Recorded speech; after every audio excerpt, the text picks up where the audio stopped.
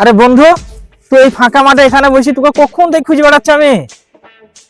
আর বলিস নি ভাই, সামনে নতুন বছর আসছে, আচ্ছা। ভাবছি পিকনিক করতে যাবো, হ্যাঁ। কাছে 1 টাকাও নাই, তাই ভাবলাম এই সাইকেলটা বেচে দেবো বন্ধু। সাইকেল বেচবি? হ্যাঁ। বল কত নিবি বল। তুই নেবে? হ্যাঁ নেবো। তুই এক কাজ কর, তুই তো বন্ধু লোক হচ্ছে, হ্যাঁ। তুই 1,500 টাকা দিস ভাই। 1,500 টাকা লাই, তুই এক কাজ কর 150 টাকা লে। 150 টাকায় সাইকেল আয় নাকি? তোকে বেচতে না।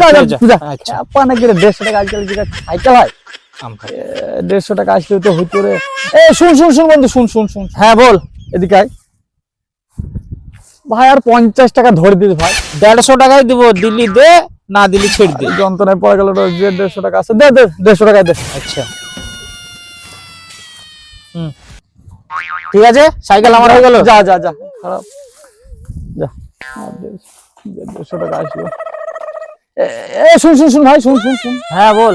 বলছিলাম এই হাওয়াই চটি দুটো বেচে দেবো, নেবে ভাই? ক টাকা নেবি বল। 50 টাকা দিস ভাই। আর নতুন রে ভাই। 50 টাকা লাই, 10 টাকা দেবো। 10 টাকা ও ওখানে ভাই, না 10 টাকা দিলি দে, না 30 টাকা দে, 30 টাকা। 10 টাকাই দেবো। ভারী যন্ত্রণা, যা এই দুটো লি যা, যে 10 টাকায় দে, যে 10 টাকা আছে। 160 টাকা হলো রে, এতে মনে হয় পিকনিক হয়ে যাবে। শালা সাইজকে ঠগিয়ে দিয়েছে, খুব ঠগিয়েছে লোককে ও।